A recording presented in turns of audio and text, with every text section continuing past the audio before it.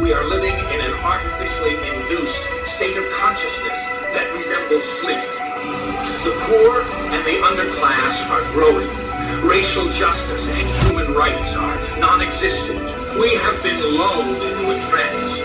They have made us indifferent to ourselves, to others. We are focused only on our own gain. That is their primary method of survival. To keep us asleep, keep us selfish, keep us sedated. You're listening to Toward Anarchy on the Republic Broadcasting Network. Here's your host, Michael Storm.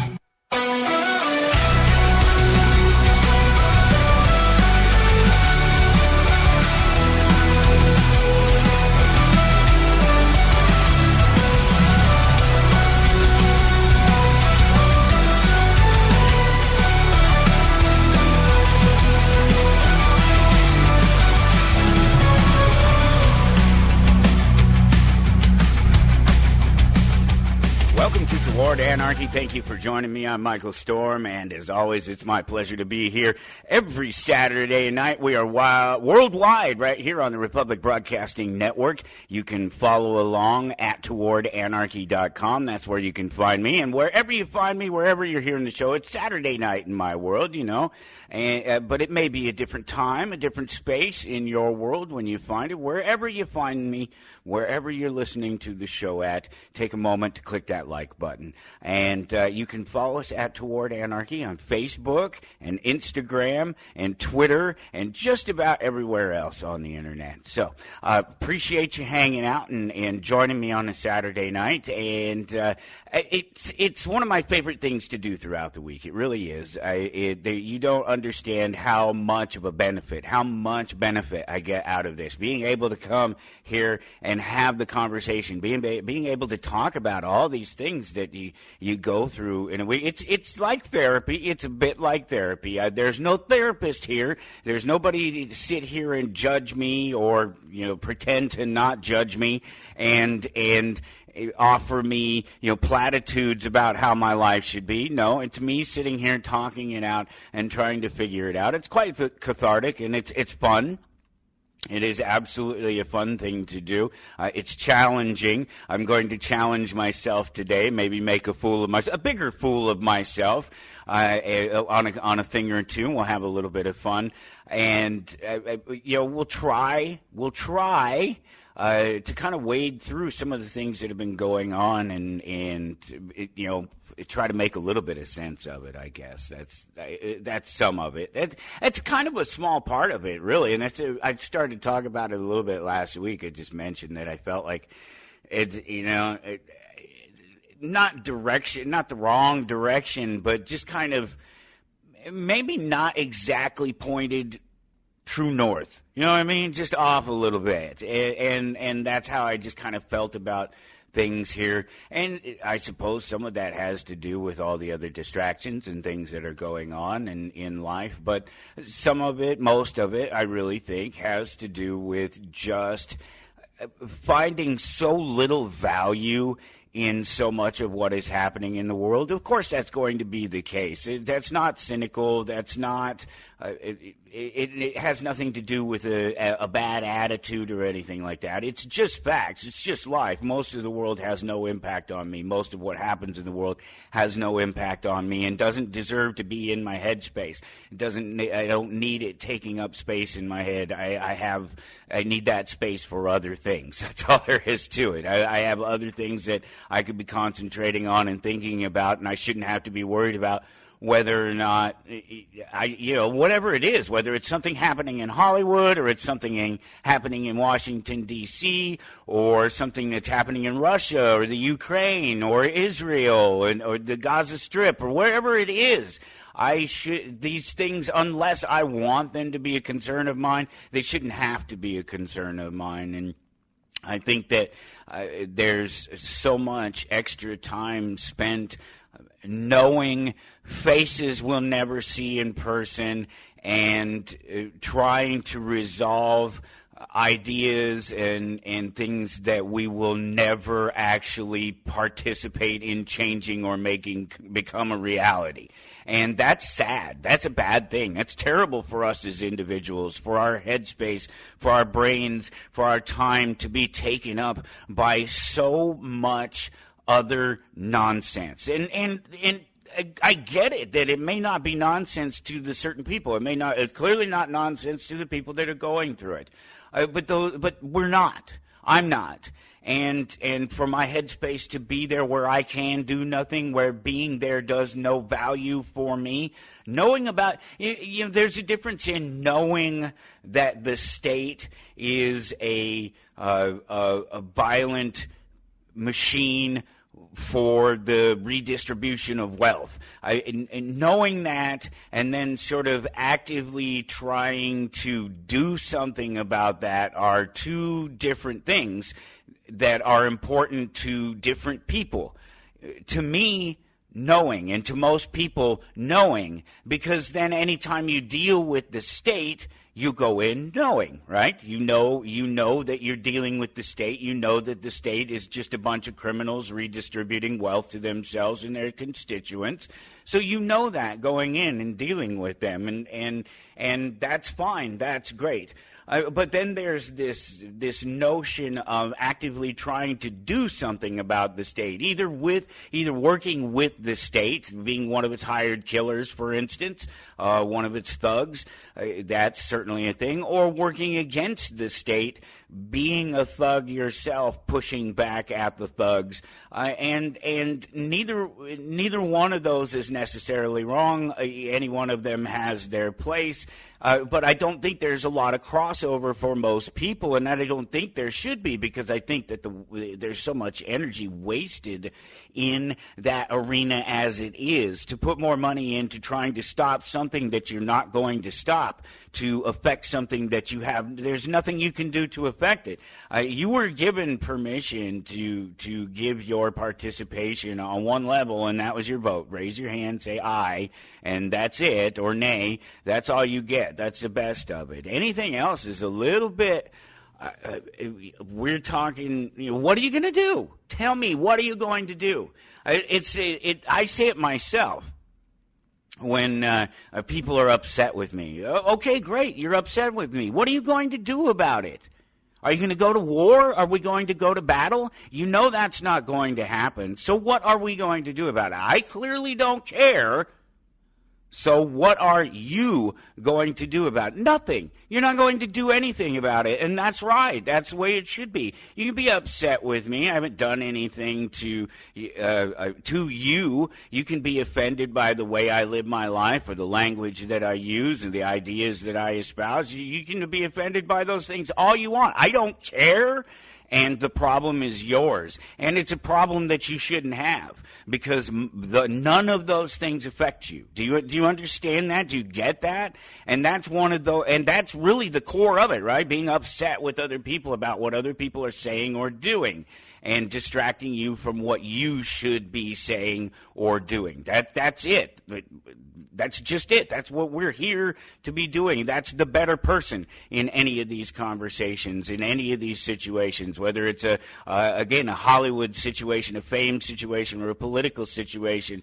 It doesn't matter what these other people's opinions are, what it is that they're doing. The best that you can hope is that maybe you're rich, or that you have an audience, and that maybe your voice or your money can be spent in some way to counter what's going on in the main system itself. Counter economy, not counter economics, right? We would talk about that before, and the distinction about what those two things are. It's very simple. You can run a counter economy. You can do things counter to the way the economy is being run around you. It may or may not benefit you. Depends on what it is that you're doing. But what you can't do is conduct economic activity without economics. That's all I'm saying. And I'm telling you that the important part of understanding these things, of knowing these things, is just that. It's in the knowing and knowing your place in where and what you can do in regard to whatever it is, whatever political thing is coming down the pipeline, whatever is happening halfway across the world or just a state over or in just the state capital a few blocks from here. Whatever it is, those things that you can't do anything about. And that you shouldn't, right? Okay, so let me ask you a question. What is zero? Any idea what is zero? Yeah, it's a goose egg looking thing. Yeah, that's what that is. That is the question. What is zero? And I'm going to give you the answer coming up here. Go to towardanarchy.com and follow along. Look for episode 2528, and it's right there. It's asking that same question. What is zero? And I will give you that answer. So it's in relation to what I was just talking about in terms of finding your place in this political arena and all these events and things that are happening around the world that you may or may not be able to do something about, but that knowing about them is so much more important. That way you can prepare yourself to deal with what you need to do. If you realize that the government is destroying the economy, that the dollar is bad, that a lot of stock market investments and things can be questionable, that there's different types of manipulations going on out there. As you know that, you know going in, dealing with the dollar, dealing with the system in its dollars is probably not really a good idea. That's why rich people don't hold dollars. They're not hoarding dollars somewhere. They have assets. That's why they talk about what a person's wealth is, the difference between liquid assets and just their total assets, everything that they have in general. Liquid assets are those things that are already or immediately sort of convertible into currency, some sort of cash that you can do something with. Everything else is something that it would take time. You have to go get it. You have to find somebody to buy it. You have to put it on the market. You have to make the effort, whether it's stocks, whether it's collectibles, whatever it is. There's a big fundamental difference. And most people have their wealth in other things because what happens is that those things continue to hold whatever relative value they have regardless of what the market for money and currency is. So if the dollar is crap, it doesn't really matter. Whether it's gold or comic books or baseball cards or whatever it is, those other things hold their value. They keep their value. And when you turn them back in to whatever the local currency is, you get the value of those things at the higher value, not the original value or the older value of the currency that you exchanged for them in the first place. That's the whole point of this.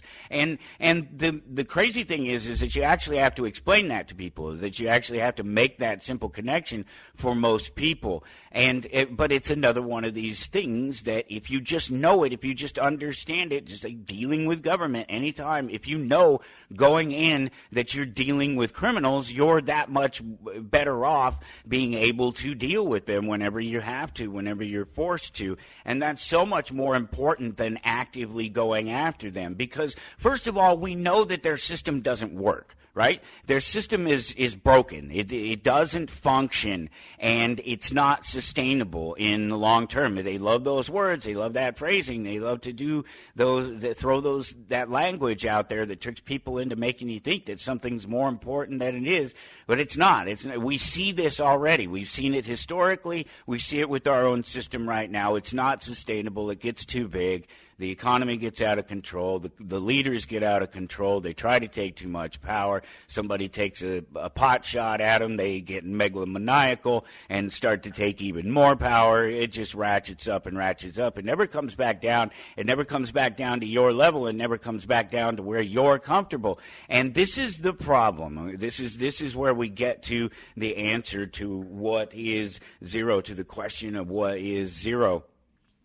And it's a real simple one. It's the easiest sort of Jeopardy answer question pairing that has ever been thought of. And it truly is. And I had this experience here this last week in the store with a customer.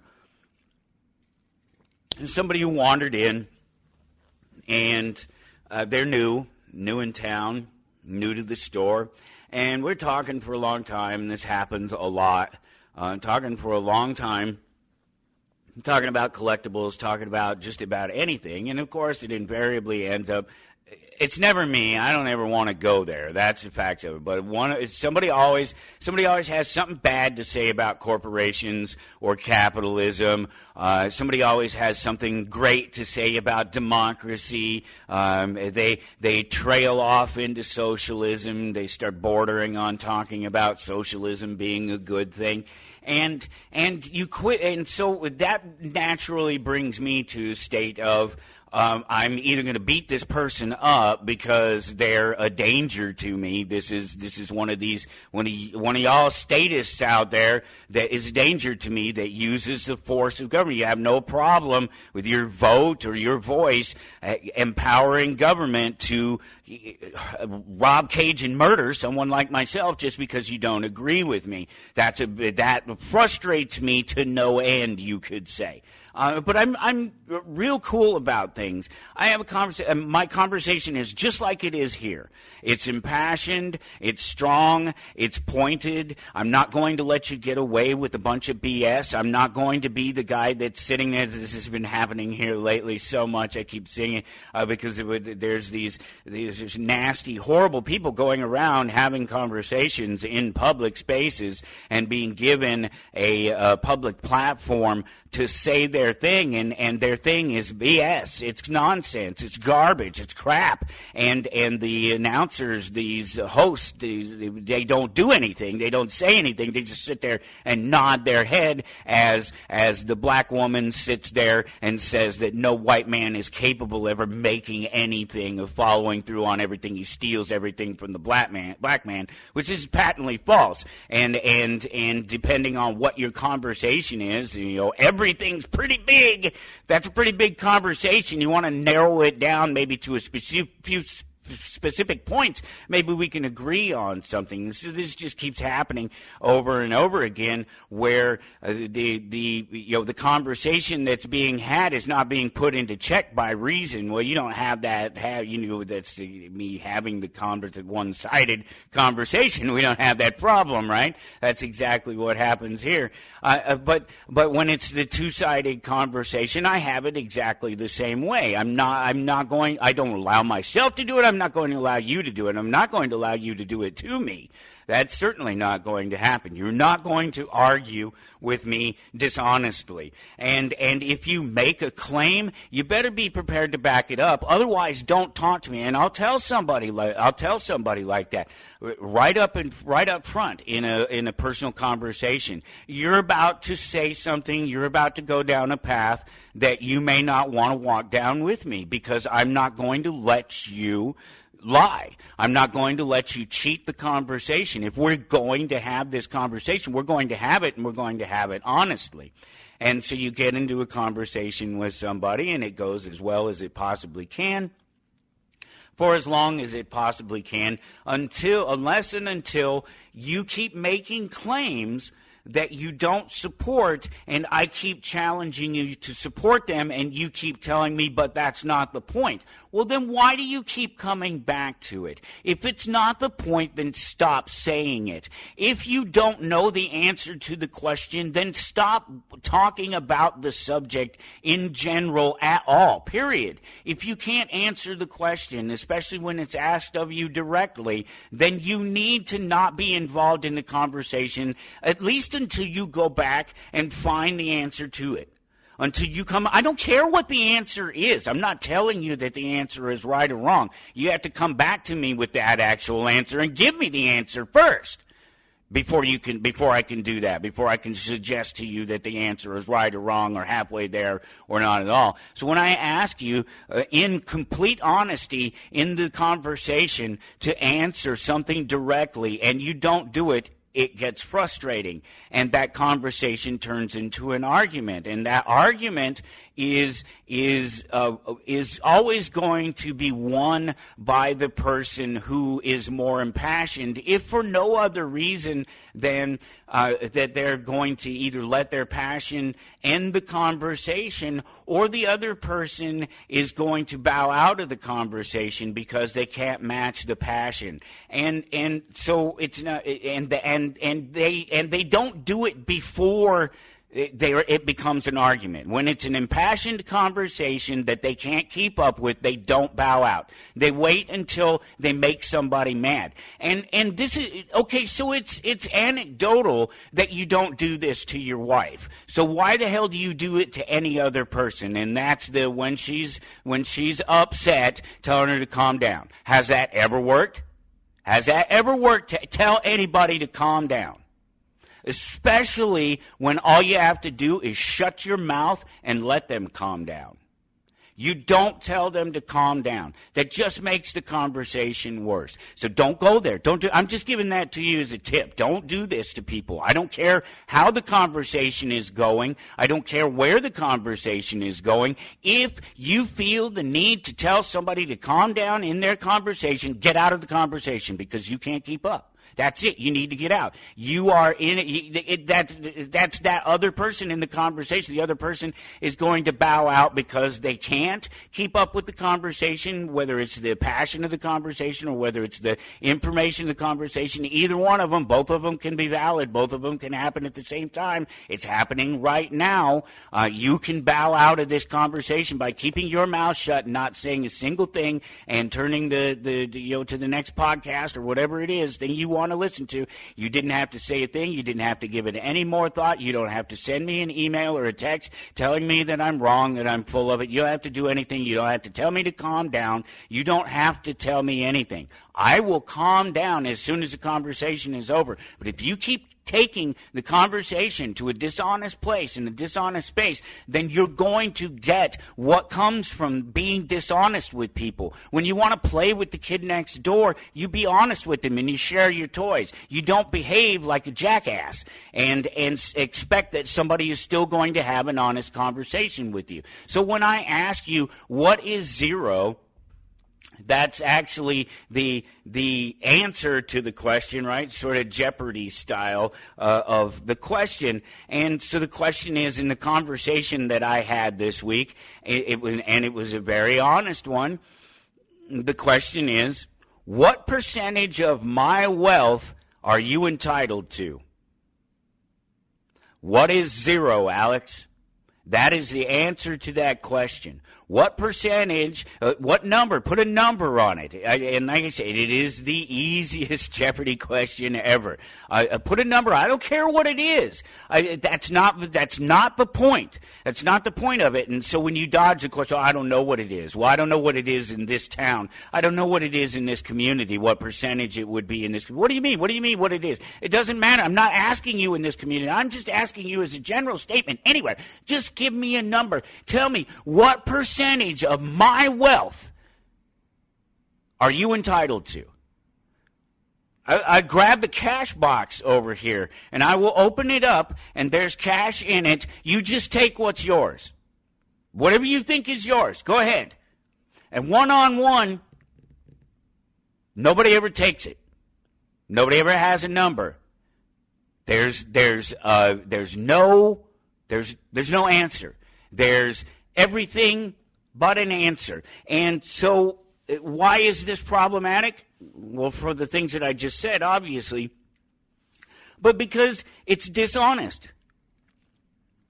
That's the point of everything that I was saying, is it's dishonest. If you're going to have a conversation with me, we have to have an honest conversation. Once I see that you're a liar, that you are incapable of answering direct questions, I don't want to have a conversation with you anymore, and I shouldn't have to. I shouldn't have to have that conversation anymore. And so when I say something to you that you can't answer, that you don't want to answer, that you have no response to, maybe you just say, you know what, I don't know at this point, and that's probably all we can talk about it because I don't know. And of course I'm going to come back to it because you're going to make a defense. You're going to make a defense for whatever percentage it is. That's why I'm trying to get you. Is it just 1%? Okay, 1%. Do you realize that 1% is a huge amount? It's a huge amount. May not be to somebody that has 100% of something, but now I only have 99% of whatever I had. Well, if it's a whole thing that doesn't work without the 100% being there, that's bad, right? The 1% being gone makes it so the rest of the 99% doesn't work. That's a bad thing. Well, so it's not that way quite with money, but then again it is because that's 1% more of my money that I could have had. And so what happens here? What are we talking about? We're talking about a person who is advocating that some percentage of what I make, of my wealth, of my health, my well-being, all of it, my labor, my brains, my education, some percent of it, you and these other people, maybe not you directly. Oh, you're offended by that it's you. Oh, it's not you. You're not actually taking it. No, the government is taking my money, and you just said that it's okay for them to do that. So you're the one that's empowering government. Do you see where we're going with this conversation? Can I ask you that directly? Do you see where that's going with the conversation? Well, okay, but you need to be, but the roads, okay, right, but my gas taxes pay for the roads, so that's completely different. But then again, still, it's the answer. How much do I owe you for the roads? How much? What, out of the box? How much is here? There's a whole box. There's not a lot of money in it, but it's what I have. Here you go. We're standing here having a conversation. Put a number on it. Take what's yours. What for the roads? How much do I need to chip in? My gas purchase wasn't enough, right? Because that's how it works. Is that the gas purchases pay for the roads? That's a collective thing that is functional and doable because I agree to it. I agree that it's okay to use a percentage of what I pay for gas. That's the option. That's why a tax on products or services, and only a tax on products or services, is better than any other kind of tax because you get to make the choice.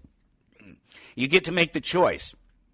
You get to decide for yourself whether or not you're going to participate in that system that redistributes the wealth for that thing.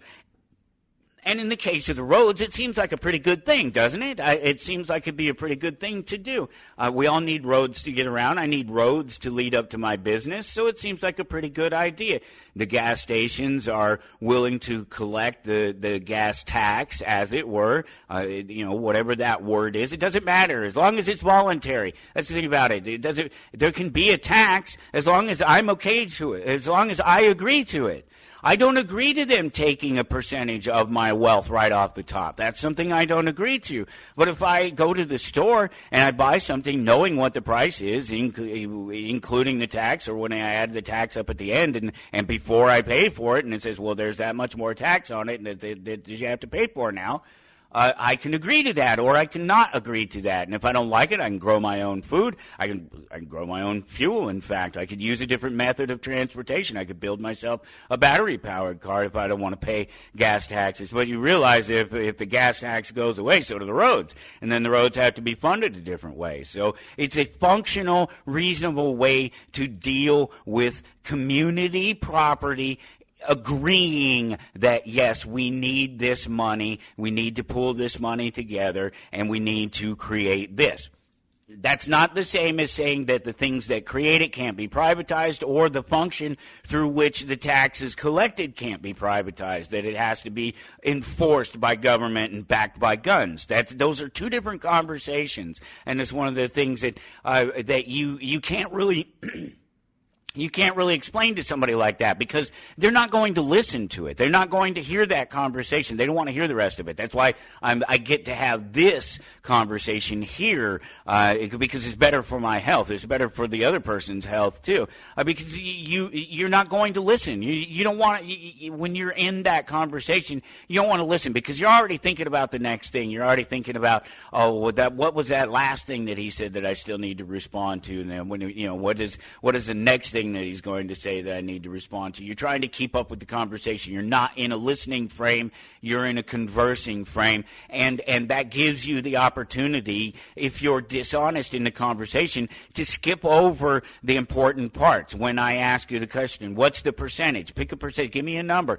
The answer to that question is not, well, I don't know in this community. The answer to that question is zero. The answer is always zero. You are not entitled to any of my wealth unless I share it with you. The answer is always going to be zero. So everything else that you think is a potential answer is just an excuse. It's just your excuse for why it is okay for some people to have authority over others and to use violence to enforce that authority. And you won't let me get to that part of the conversation. You don't want to hear that part of the conversation because you can't answer that. Because the answer is zero. It's not 1%, it's not 2%, it's not 10, 12, 15, 50, 51. It's no percentage other than zero. Nothing of mine is yours via proxy through the government or any other way unless I voluntarily give it to you. And so if you can't answer that question,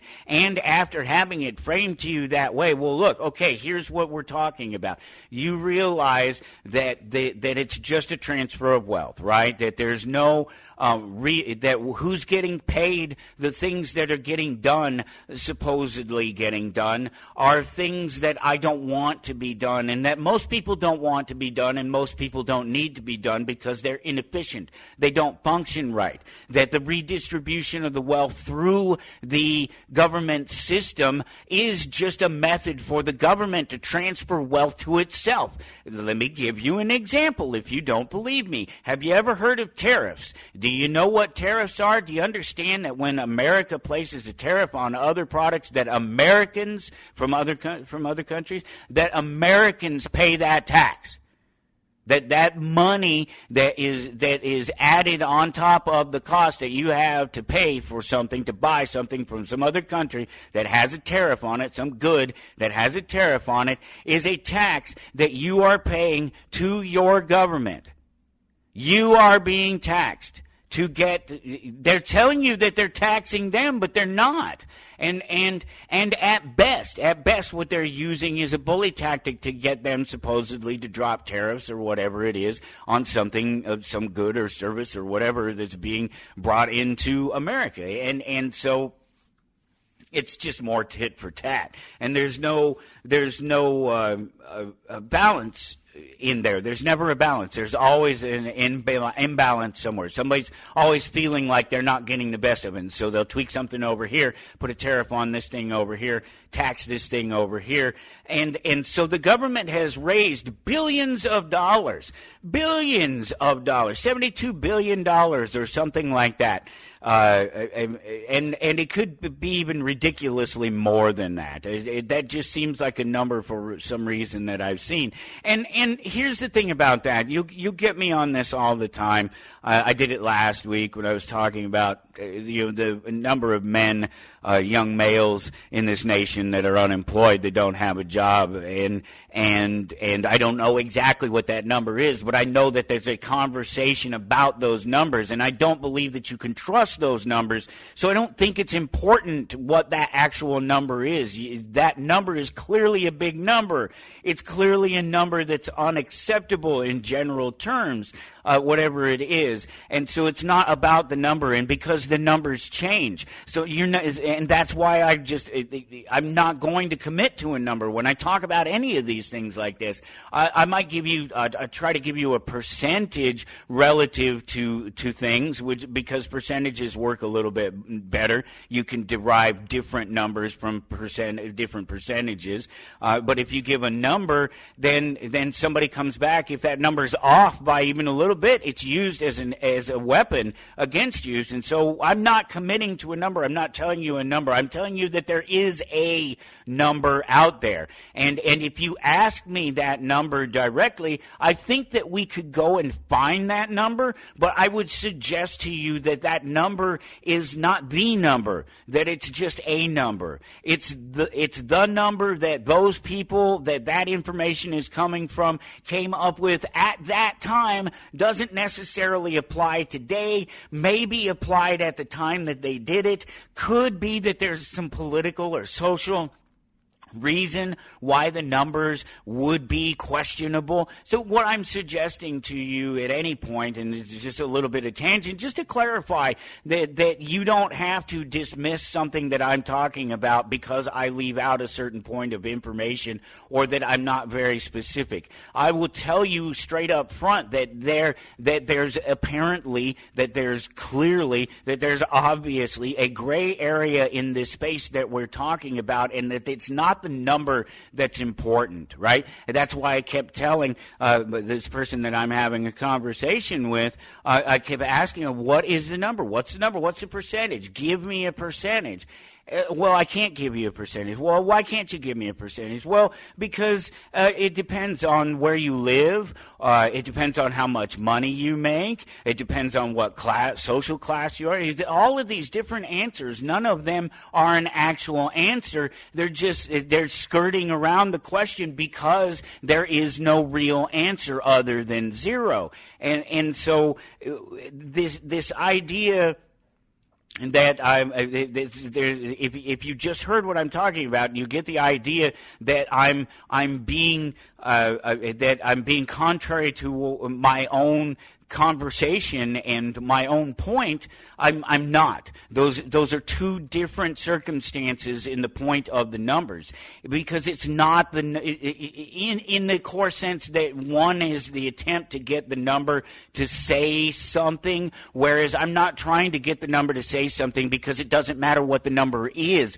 It's the problem with the whole idea in the first place. When I take the conversation back to how the government gets its authority to take the percentage, whatever percentage point it is, whether it's 1 or 99 or 100 or any number in between, whatever that percentage you think it is, you have to justify that. And you understand that government is force, that government is rules, and that government is, if you don't follow the rules, it will use force on you. So any political or social opinion that's turned into law by government and backed by government force can kill you. So if you don't pay them when they say that you have to pay them, eventually they will kill you. If you go out to the street out here, out in front of the shop, I'm in the comic book shop today. It's Saturday morning. And the shop's not open yet, and it's always just a wonderful place. I get to come sit here. If you go out here out to turn onto this road, and there's one of Topeka's finest out here, and he sees you not use a blinker, he pulls you over, gives you a ticket. That's a death warrant. That's literally a death warrant. It is. He has issued a death warrant for you. I know it says traffic violation. I know it says minor traffic violation, but there's no such thing as a minor violation of law, of government rules that are called laws. There's no such thing as a minor infraction of them, because a minor infraction becomes a major infraction. The government tacks on more infractions. So when you ignore it, so you decide you're not going to pay the fine. It doesn't matter how much it is. It doesn't matter why they gave it to you. There's no victim. There's no actual crime. Nobody's property has been damaged. Nothing happened. You just didn't use a blinker to turn out of the parking lot. The cops saw you. That's against the law. He pulled you over and signed a death warrant on you. And it's clear by that, simply by this fact that when you decided not to pay it, what did they do? What did they do? They issued a warrant for your arrest. There's the warrant part. The death part's coming. Trust me, I don't say these things lightly. I mean what I say what I mean. They signed a death warrant for you, so now they've released the warrant for you, and the warrant says you will come and you will answer to these charges. And if you do not come and answer to these charges, we will drag you in front of the judge and you will answer to these charges. The blinker.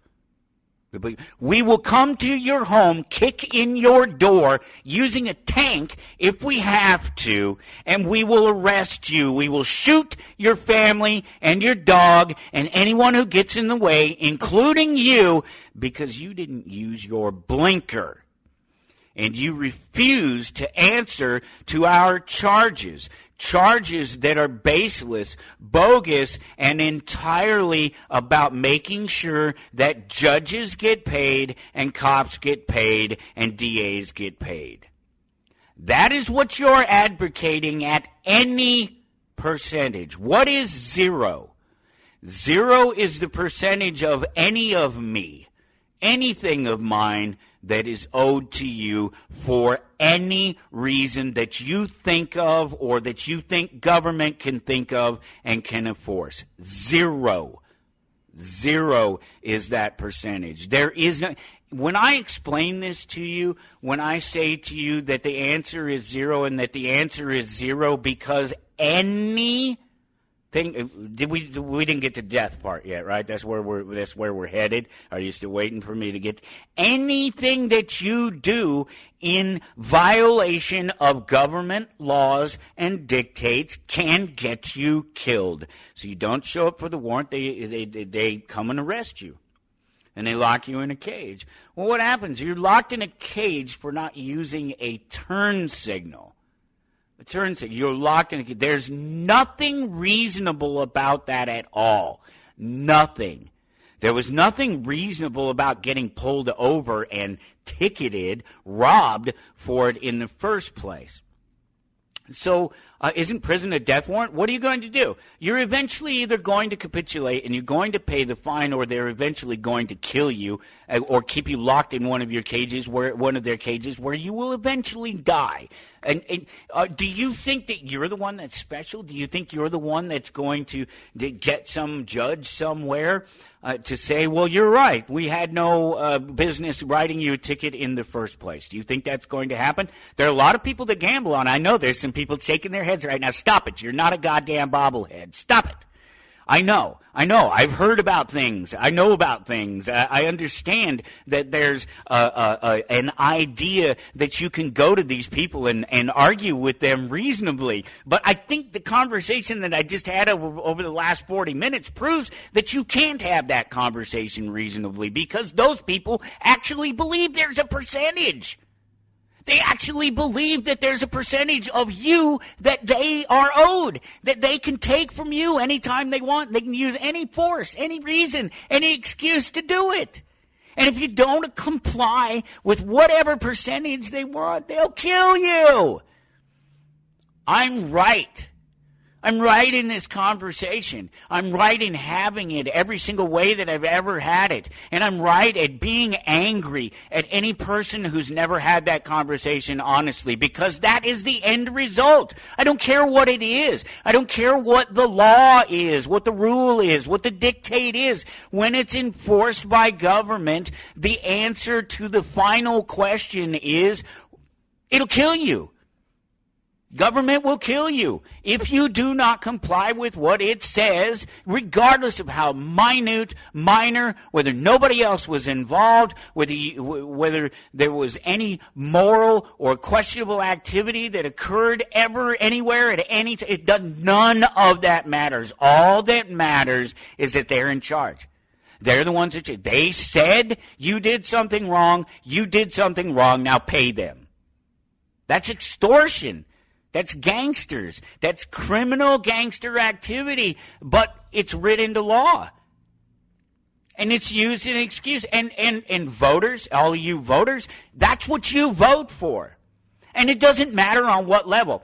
Oh, well, okay, so your vote's not going to change anything on the presidential level. You know, you're one little vote against all the other votes in the nation. What do you mean all the other votes in the actual votes, right? You don't mean the voters, right? Because most of the people don't vote.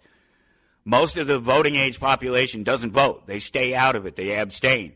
So it's just you fools who, instead of knowing and preparing yourself, are trying to actively participate with your one little vote. Oh, how precious. It's so cute. You against 300 million other people, or 30 other people. That's pretty cute too. You better be a badass if you're going to ignore them, even just the 30 people, and suggest that they can't take what's yours, that the answer is zero. The answer to the question of what percentage of my wealth are you entitled to it's zero. It's zero. If you're going to stand up for that, you better be prepared to defend it. So, how much more could we have in that line of a conversation? How much more needs to be said? How many other examples does somebody need? If you won't accept that the answer is zero, if you won't accept that, there's nothing that we can really talk about. There's no conversation that we can ever have that leads to a resolution of the differences between us. First of all, the differences between us are a cavern of are cavernous. They're huge. They're big. It's a canyon. It's a Grand Canyon. The differences between us are almost insurmountable because you don't even know what you're talking about. You don't even know what you want. You have no concept of the base idea that okay, so all right, so we got to the point where it's your death warrant. They'll kill you if you don't pay them eventually. Well, what about voting? You vote. Well, that's how we change that, right? We vote them out. No. Okay, your vote, I just said it's worthless. Well, it's a little bit better on the local level. Great. But okay, so yes, your vote is more powerful on the local level. I'm asked this question directly. Well, do you think that you think voting is more important on the local level? Of course I do. I've said it repeatedly over the years. Of course your vote is more powerful. The less people you have to vote against, the more powerful your vote. Duh. It doesn't take a genius to figure that out. But do you think that the voting pool changes? Do you think if we increase the voter rolls in any way for whatever reason, I don't care how you do it, do you think that the voting general population of voters gets better? If we add more people to vote, do you think that the same pool of voters improves the outcome of the vote? No, of course it doesn't. Of course it doesn't. A very simple, basic concept that if you take the same pool of resources to produce something and you're not able to produce it, taking more resources from the same pool isn't going to do it. It's not going to complete. If you have problems on the micro level, you're going to at the micro level, you're going to have it at the macro level. That's just what's going to happen because the micro level extends to the macro level, and that's why it doesn't work on the bigger level. So who cares? Who cares about your vote on a local? Here's the problem, because the idea that you have a vote at all is completely flawed. Fine. Let's not talk about Washington, D.C. Let's not talk about the presidency and the people in Congress. Let's talk about my block. Let's talk about a 5-block radius. Let's talk about the businesses in the area around my business. Is it valid if all the businesses in the area, all of the business owners in the area get together and decide to vote to kick me out of the area or to charge me more money, more rent, or to alter the road so that it doesn't go past my business and only goes past theirs? For anything, it doesn't matter. Make up whatever you want. It doesn't matter. Can we not get past that point that it doesn't matter what the amount is or what the claim is, that it's the result that matters, and the result is that they're going to kill you if you don't agree with them, and that you giving them the power to do so through the vote, through the system, is where the core thing breaks down. It doesn't matter if it's 5 people voting. If 4 of them vote, that doesn't change the fact that the one person didn't want it to happen and that it shouldn't happen. There's always this wonderful example, and unfortunately I never remember the numbers exactly off the top of my head, but luckily I still have them. I captured it. There's a little town, Alma or something like that. It's one of those little towns, little places, just a little bit down the road here. And one of the most recent elections, I just happened to catch on the screen the results, and there's 87 people that voted in the town. The vote was literally 51 to 49%, and it was about a tax levy. It was about money. So literally 51% of the town said the rest of you have to pay for this thing. We don't care. That's the best it gets. Some people will say, well, it gets better than that. What if it's 100 people and 99 of them vote? Do you think that's actually better? Do you think it's better that 99 people just ganged up on one person and said, you have to do it? Well, what if it's only 5 people? What if it's just the 5 businesses in my area around? Does that validate it anymore? At 100 million, take away 4. Make it 1 person. He voted to kill you. Does that still make it valid? No. There's no percentage. You know what the percentage is? What is 0? What is 0? That's the percentage. 0's the percentage. I don't owe you anything. I don't owe your system anything. And just because you think that it's okay by law, that the rules have been set up to take it from me, doesn't actually make it true. And it doesn't make you better for it not being you that raised the hand to take it, that you didn't just reach into the till and pull it out of the till and take it directly from me. It doesn't make it any better. It doesn't make it any different. It doesn't change anything. It's still theft, and you still empowered it because you're the coward. You're the coward. You don't stand it. You won't say, no, you're not going to take any more of my money. You don't shop in gray areas. You don't shop in black markets. You don't make sure that everything that you try to buy in any place outside of, cameras and credit card scans, that you don't pay taxes on it, that you pay less for it, that maybe the person that you're dealing with understands that you don't care if they pay taxes for it. On the exchange, these sorts of things. Zero. That's the number. It's and it's not a magic number.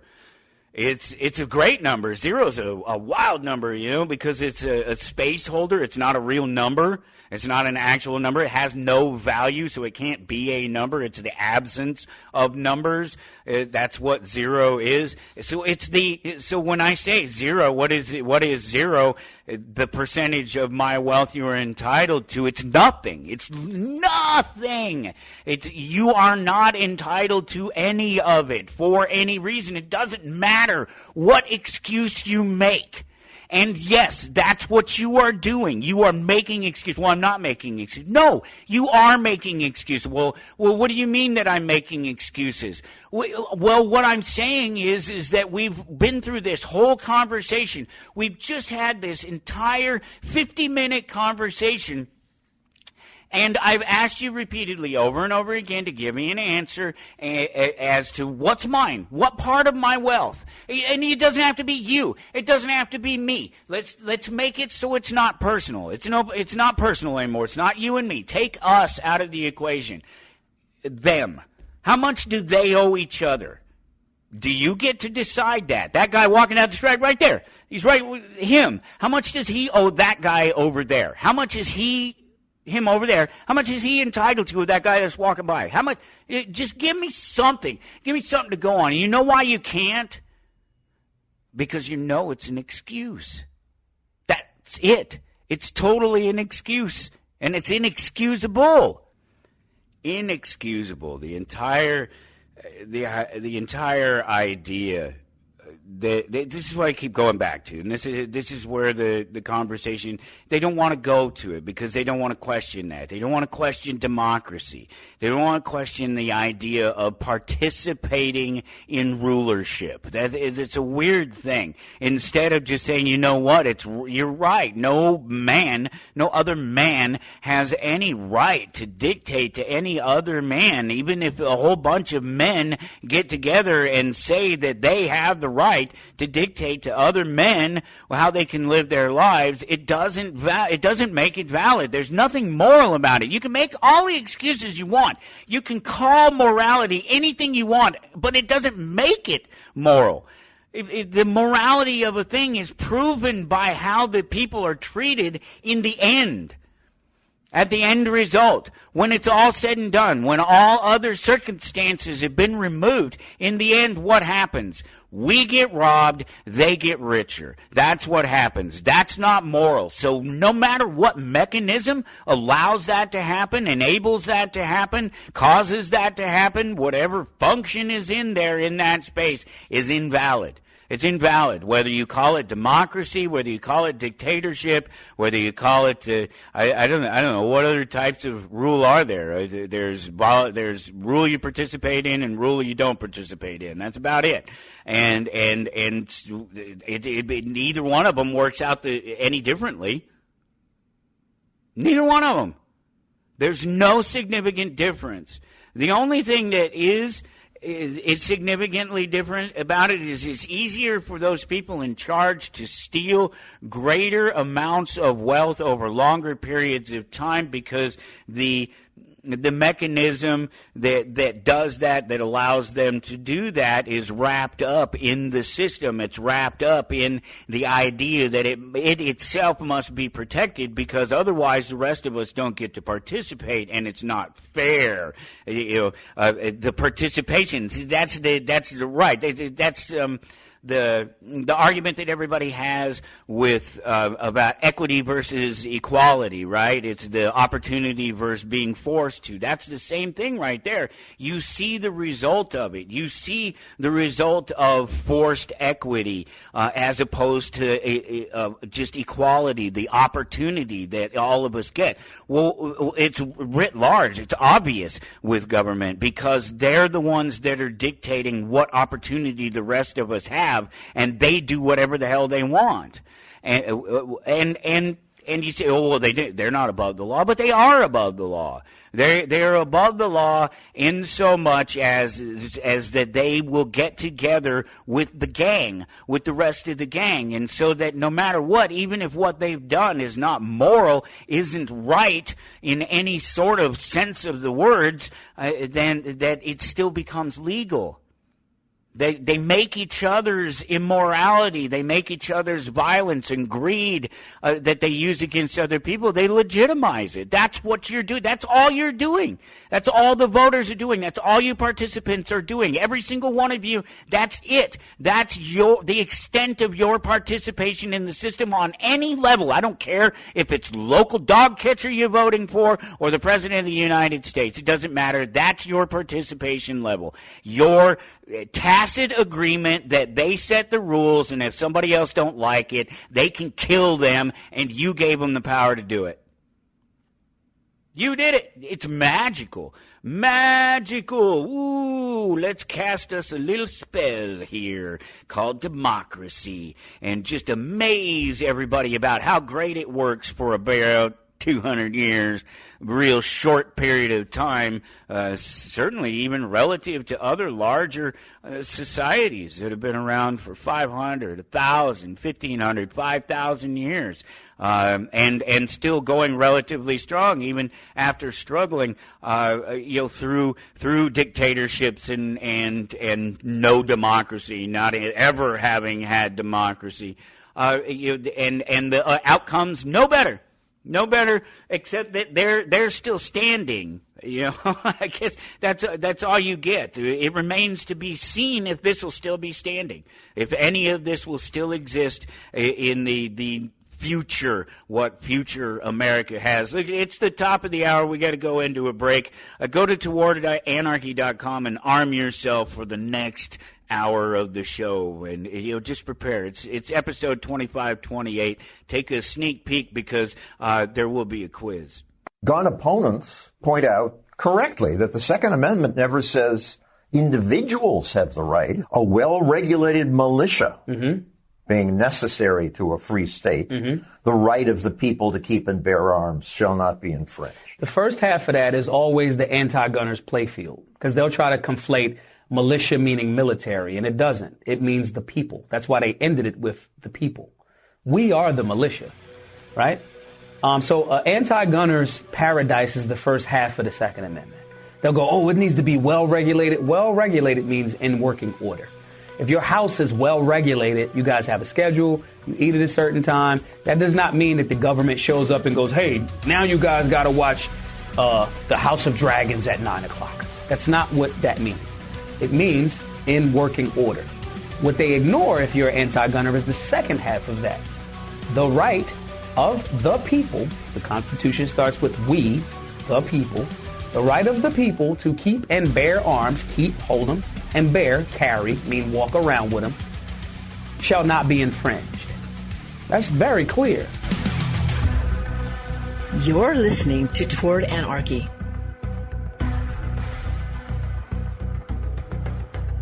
I don't have to tell you things are bad. Everybody knows things are bad. It's a depression. Everybody's out of work or scared of losing their job. The dollar buys a nickel's worth. Banks are going bust. Shopkeepers keep a gun under the counter. Punks are running wild in the street, and there's nobody anywhere who seems to know what to do, and there's no end to it. We know things are bad, worse than bad. They're crazy. The air is unfit to breathe, and our food is unfit to eat. I don't want you to protest. I don't want you to riot. I don't want you to write to your congressman because I wouldn't know what to tell you to write. I don't know what to do about the depression and the inflation and the Russians and the crying in the street. All I know is that first, you've got to get mad. You've got to say, I'm a human being. My life has value. You're listening to Toward Anarchy on the Republic Broadcasting Network. Here's your host, Michael Storm.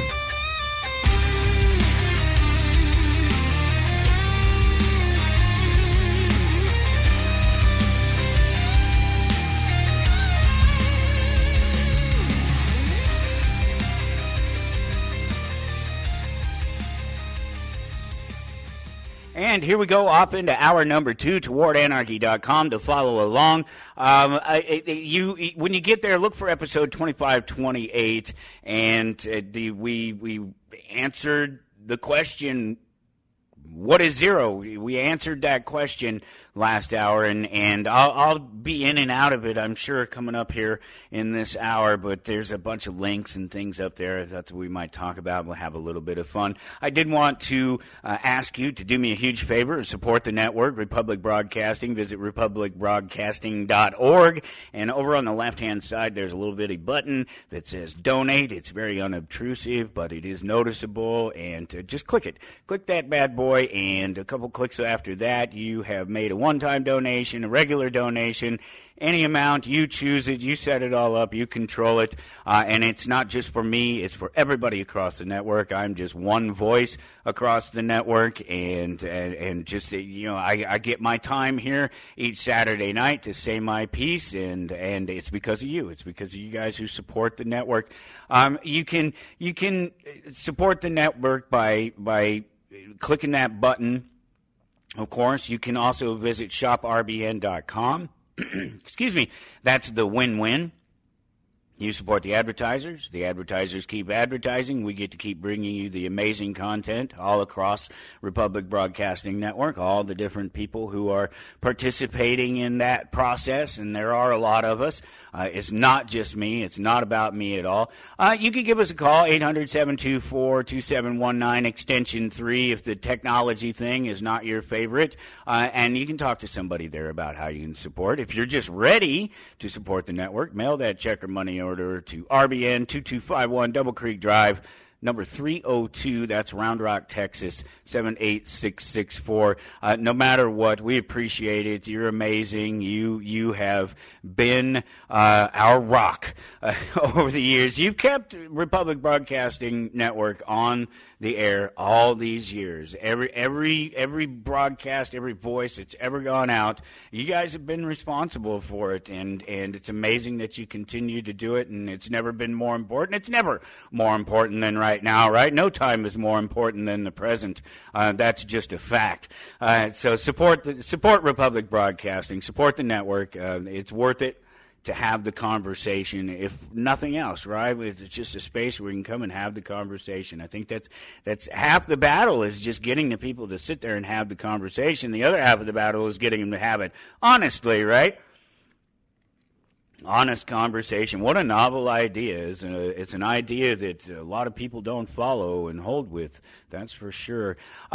So what I was saying about it early in the beginning of the show there, I mentioned that I might make a fool of myself, or a bigger fool of myself than I normally would, because there was this fun little thing, and I always think it's fun that we do this when we look at something together for the first time, where I just find the link and I think, all right, that's something that we'll just do in real time. We'll just walk right through it. We'll answer the questions or read it or whatever it is. Just go through it together for the first time and just see what happens, see what we get out of it. And I thought it would be real fun to do that with this particular link that I came across, because it's fun. It's actual fun thing, and there's just there's so much of this silliness and nonsense going on in just in the realm of reality as it is, just the whole politics and the economy and all these things that we're talking about all the time. It's just nice to take a minute and have a little bit of fun and try to enjoy something, just even for just a moment, just to enjoy something. And so this link popped up, and I said, you know what, let's do that. Let's have fun with that and see what happens. I'll put myself out on a limb doing it by testing my tabletop gaming knowledge, and it's a diabolical Dungeons and Dragons quiz. So I didn't look at it in advance. I just found the link. I have no idea who it's from, what their goal was. Let's see, I guess it's PC Gamer, written by Robin Valentine, and it's from a few weeks ago. And let's see what it says. It says, Dungeons & Dragons has been with us for over 50 years. Yes, they just came out with the 50th anniversary release of it, where they updated a bunch of things. And it was a little tough to read. We might have to talk about that a little bit. We have talked about it a little bit, but maybe more in depth have that conversation one of these days about what's going on in there. I brought it up even a little bit last week. If you go back and listen to last week, so that reminds me at this point just to say something really quick, because apparently last week I hosed up the second hour production. I don't know what I did. I don't even know how I did it.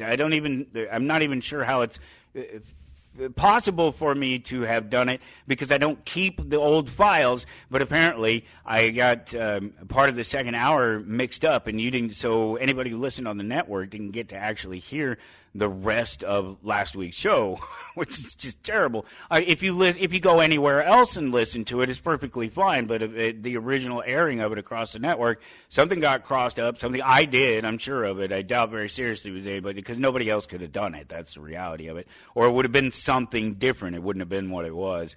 But at any rate, that's available. It's out there, the second half of it, if you go to towardanarchy.com, or if you pull it up on I don't know, what are those places where the show is available? It's on Odyssey, it's on Audible, it's on Pandora and TuneIn and Spotify and CastBox and Amazon Music and YouTube and Apple, everywhere. It's everywhere.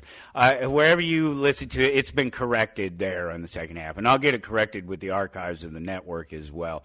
Okay, so Dungeons and Dragons. This is a quiz. Tabletop dungeons. Tabletop gaming. I don't know what the actual questions might be. It could be about anything within the game. It could be about specific characters. It could be about specific versions of the game, which there are different versions of the game and have been for the last 50 years. So I don't know. I don't know exactly what to expect. So let's see. Given rise to the device. Okay, they're saying Dungeons and Dragons has given rise to all these other different types of role-playing games, and it's had enormous impact on the world of video games, and they've had some recent troubles. That's true. We talked about it a little bit. A series of recent gaffes where they tried to monetize the secondary market for adventures and things like that. People who are producing product based on their product, used on the rules of their product, which has been done from the beginning. It was always encouraged. It was part of the process. In fact, most of us made the stuff up. You didn't have all of the books necessary, every single book with every single monster. You just used the skills, the tools, the things that you did have at hand for the storytelling and creation to make the story complete and to come up with your own stories and to have your own adventures. That was always the point of the game. And they tried to take that away a couple of years ago. And it really It really got him. Well, yeah, I've talked about some of the troubles that we've had with Magic the Gathering, and Magic the Gathering is changing. It's changing.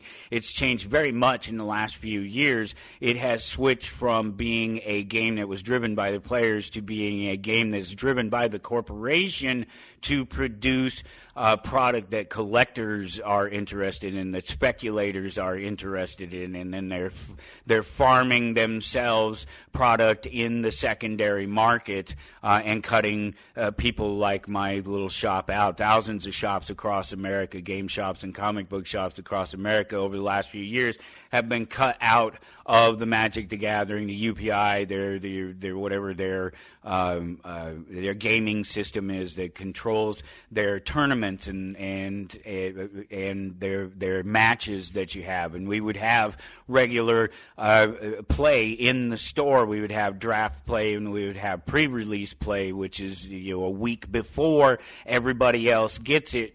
Little shops like ours could get it, and people could come and play it, and you could buy it just that little bit during that week or on that weekend of the release. Otherwise, it was our opportunity to make a little bit of money on it and keep people playing the game. Well, they cut us out by jacking the numbers of people. They cut out all the small shops. We're a comic book shop. We're not a game shop. As much as some of the guys running around here would like it to be a game shop, it is not. It is a comic book shop that has a gaming component to it. We supply, Warhammer and Blood Bowl, and we have the Dungeons and Dragons books, and we have Flesh and Blood, and we have Final Fantasy trading card game, and of course we have some Magic. A lot of it we buy after. We used to get it before. We used to be a part of it, and we would have prizes and competitions, and the players were what mattered. And as Magic, as Wizards of the Coast, as Hasbro has changed their model from giving a damn about players and the actual game to let's see what property we can slap on some cards and make a bunch of money from.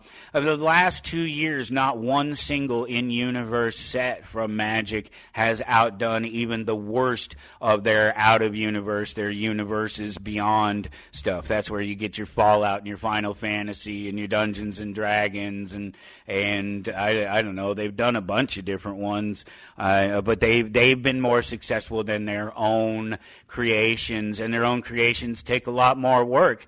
So they're making money on slapping Spider-Man on some Magic cards, and it's fundamentally changed the game after they cut everybody else. So the question is, did they foolishly cut everybody else out because the concentration was on gaming at the time, not realizing that they were about to change their model?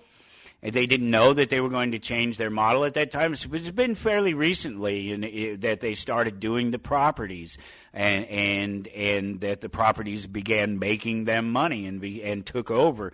And so I don't know that they did that.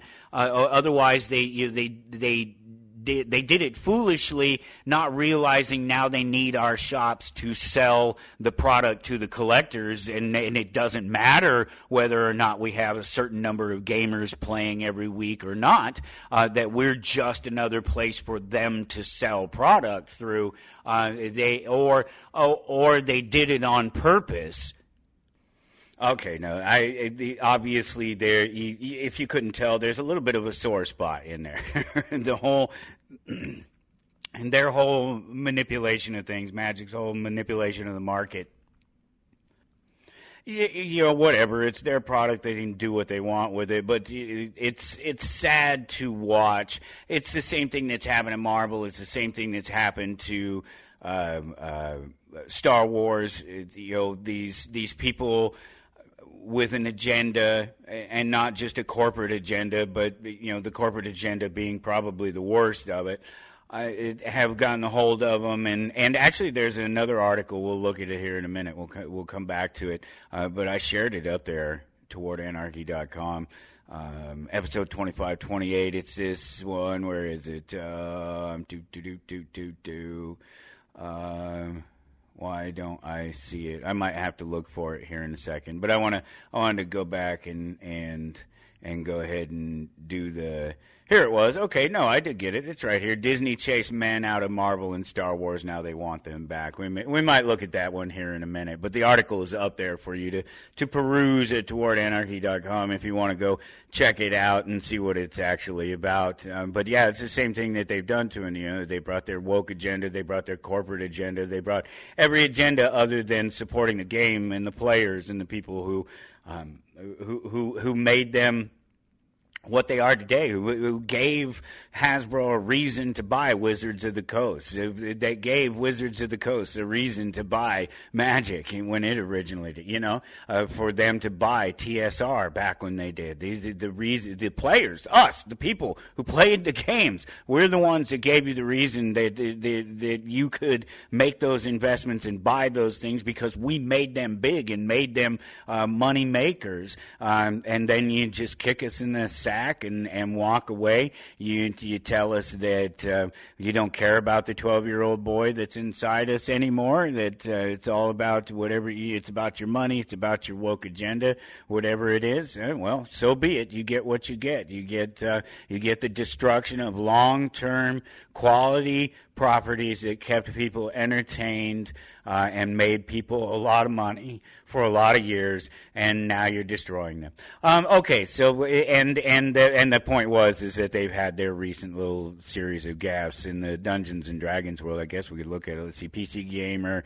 It's clear Hasbro, the custodians of D&D, have no idea what to do with Baldur's Gate 3's success, but that's nothing new. It's spent the past 10 years fumbling the bag, and the Baldur's Gate thing is just one and a long list of things. It's weird how they can't manage to properly capitalize on certain things, even though they see the success of them right in front of their face. It's very, very very sad, really. Let's see, whether you're a veteran dice chucker who knows what THAC0 is, 2-hit armor class 0, that's what THAC0 is, or a latter-day Baldur's Gate 3 convert, this quiz is designed to test your understanding of the entire long history of the game from its humble origins in 1974 through its most recent incarnation.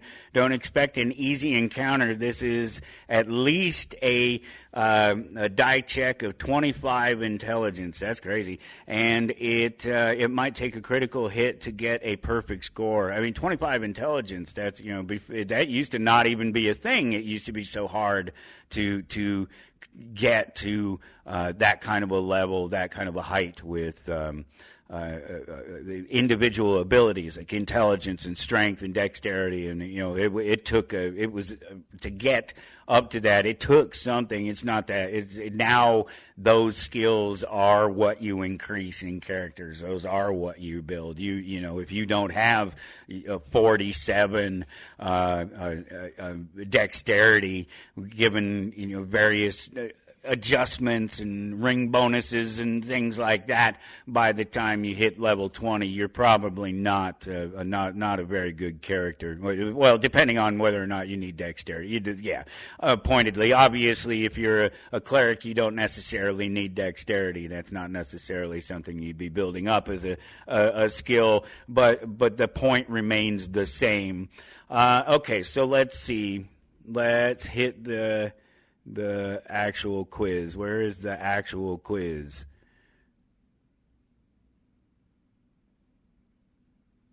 Okay, what is going on here? I don't get this.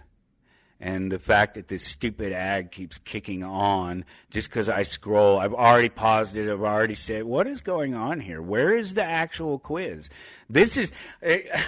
I made a fool out of myself by trusting people to actually produce what they said. Am I in some kind of weird Twilight Zone? Hello? Anybody? Help? I'm slipping into the Twilight Zone. Test your tabletop gaming knowledge with our diabolical Dungeons and Dragons quiz. All right? Comments. Image. Nothing. It's not a link. Oh, what is with my throat? Is it the weather? Okay. No link. Whether you're a veteran, let us know how you did in the comments below. Like this article. What the... And that's a whole new story. What the... Oh my God. What is wrong with the world today? This is a level of stupid I find unconscionable. What is going on here? Let's see if I can go. I guess let's go to the PC Gamer site and see if we can find. This is just taking us back to their collection of work on the MSN site. Let's go to PCGamer.com website. Let's see if we can find the article. Let's see if it's up here. Hacking minigames. Okay, because that's important.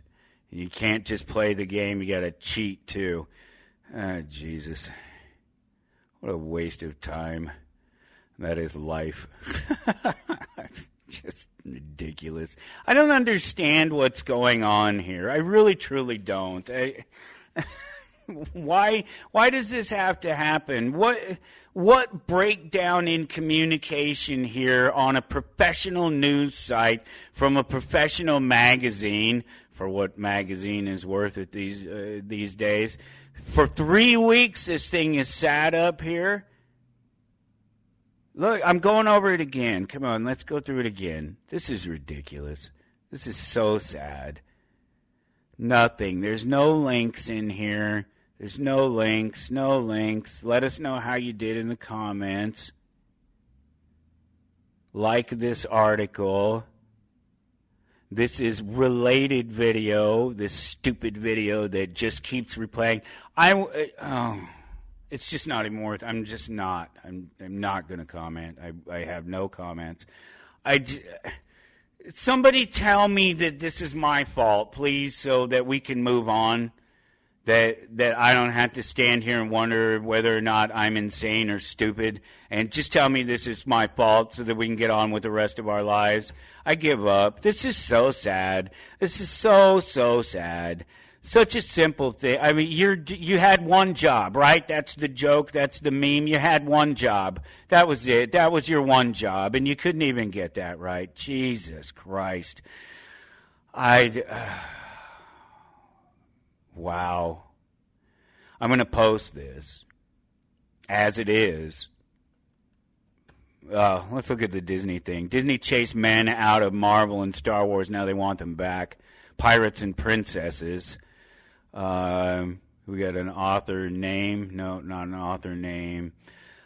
Kathleen Kennedy, she's a favorite topic. She made Lucasfilm's president, and she wore that Force is Female t-shirt in 2018 at a Nike event, and some people got a message from it, which apparently was the right message. Anybody that was accused of being overreacting at the time, obviously now you can look back on it and say that they weren't overreacting, that this was exactly what to expect from something like that presentation. The Force is Female.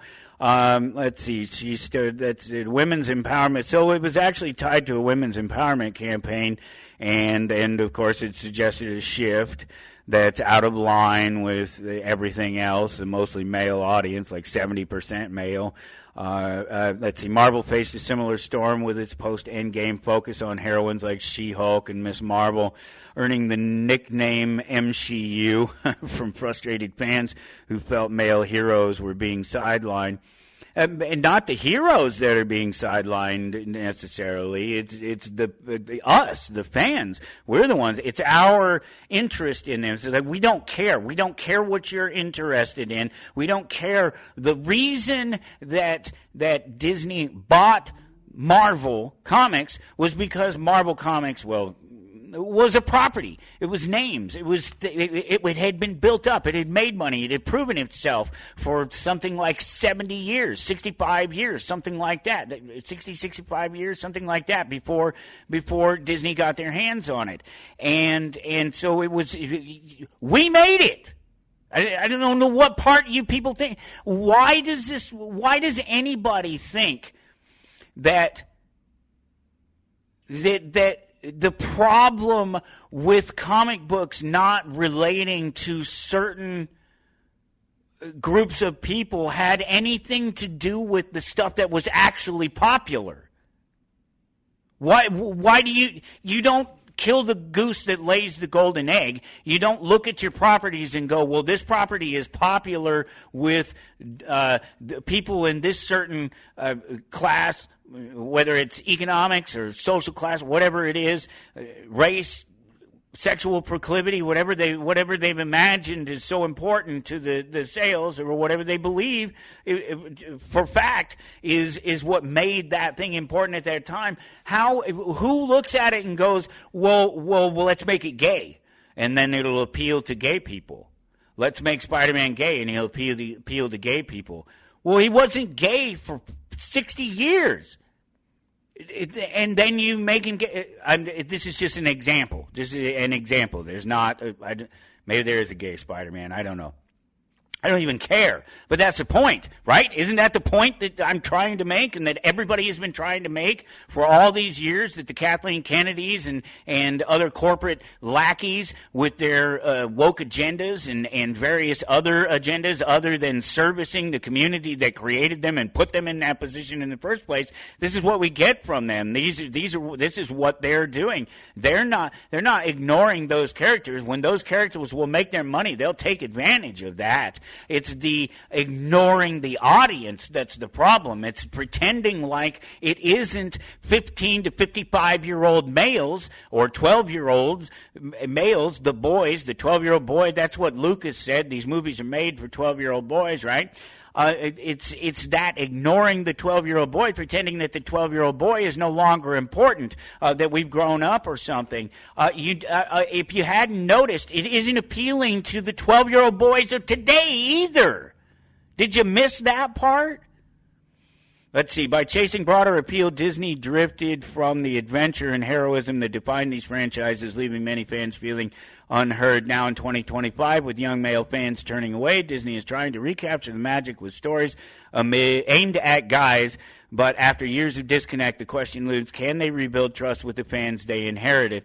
I don't think that they can. I really don't. I don't think that there's a way to do that, simply because of the fact that they've turned their back completely on them. They've already told us, the older males that created that what they have to work with, what they had to work with before they destroyed it, what created that, even regardless of what state it was in at that point, that was corporate problems. It didn't have anything to do with guys not wanting to be interested in the story anymore. That wasn't the problem at all. They turned their backs on us, and we know it, and we see it, and we don't see them trying to find their way out of it, trying to dig their way out of it. DC's done a better job of it than Marvel has. DC has really, with All In and with Absolute, they really reached out to their fans and said, look, here's the stories, here's the creators, here's the fantastic art again. We apologize about all the other agendas. We're not ignoring those people anymore, but we realize that our core audience wants this, and they always did want this, and they don't want this, and that it's okay for them to not want this. Marvel and Star Wars, Disney, I don't know that they've figured that out yet. I just don't know. Here's the bullet points for the story. Oh, okay. No, this is the timeline. This is the timeline of the change. So they're giving us the Force's female fallout. That was a 2018. That was like the red flag. MCU backlash. Marvel's focus on female leads. Let's see. Audience misstep. The Wrap's 2024 data shows Star Wars and MCU 65-70% male, 60 to 70% male, depending. It's a simple fact that Disney overlooked, obviously. Yeah, clearly. Yeah. What's funny is I don't even need any of this stuff to tell me these numbers. I already know all of this. Everybody knows all this. All of us idiots out here knew all this before you idiots started tweaking with things and started with your agendas and started trying to change reality. It's like they tried to erase history or color history with a rainbow or with a black crayon or something. something like that, or with a crutch. It was anything other than just leaving these characters alone and letting them be the characters they are, and creating other characters that filled in the gaps for these people that felt marginalized or left out or whatever it is that they feel that is missing from the conversation. Peter Parker doesn't have to be black. Spider-Man doesn't have to be black. Why can't there just be a black character who has relative spider-like abilities? That's the way things used to be done, certainly when it was from one comic book company to another, where they were, there's only just so many powers, strength, speed, magical things, lightning bolts, freeze rays, heat rays, things. There's only just so many things that can be done, period. There's only just so many elements, there's only just so many ways things affect other things and interact with other things. There are only just so many powers that somebody can have. And so what do? Well, you have a different kind of spider person. You have another spider person, and that spider person is not Peter Parker. He's somebody else. But he has similar powers. Nobody cares about that because he's not trying to be Peter Parker. He's not trying to be Spider-Man. And that may be... some people might think that that's a bad example because Miles Morales has done really well, but Miles Morales hasn't done that well in comparison to Peter Parker. Miles Morales by himself has done really well as Spider-Man for a book of its own, but in terms of overall sales and continued interest in readership, Peter Parker sells far more books than Miles Morales does. So again, you still have these people that whoever, and it's not just white guys. There are black men and Mexicans and women and the people of different proclivities and different religions. I know. I own a store. I see them come in all the time, and all of them have the same complaint. Even the people of different proclivities and different colors and different ideas have the same complaints about these characters and the recharacterization of these characters and the remaking of these characters. They're offended by it. They should be offended by it. Anybody should be offended by it. Why do you have to, why can't you treat the black audience or the female audience or the gay audience or whatever audience it is you're reaching for with some respect? Give them the characters that stand on their own. Don't rehash characters into new versions of themselves to appeal to an audience. It doesn't work. If it would have worked, those people would have been those things in the first place, or they would have become those things. There wouldn't have been other characters that would have come along to fill those gaps. You don't need Spider-Man. You have Black Panther. Black Panther's a fantastic character, does great by himself. You didn't need to make a black Spider-Man. You had Black Panther. You just used Black Panther. You create a universe around Black Panther. They got part of that right. They did part of that after they realized that some of these other things weren't really working out for them. All these different handicapped Spider-Man and different things have gone by the wayside because they don't have any interest. Nobody wanted those things. Nobody asked for those things. And any of the people that complained and said that they wanted those things, that those things weren't present, were people that, for one, oftentimes people that created their situation. It's not like they were born into their situation. They created their situation no matter what you believe. I don't care. They created this. They weren't born a certain color, so that's not their problem. They were born one way. They envision themselves, for whatever reason, legitimate or not, as something else, and nobody ever asked for that. Let's see. Lucas's vision lost. George Lucas said Star Wars was for 12-year-old boys. He focused Disney replaced with mature, inclusive stories. You can do both. The comic books are proof of that you can do both, that you can cater to an adult audience with conversations and have bigger conversations, more adult conversations if you want to.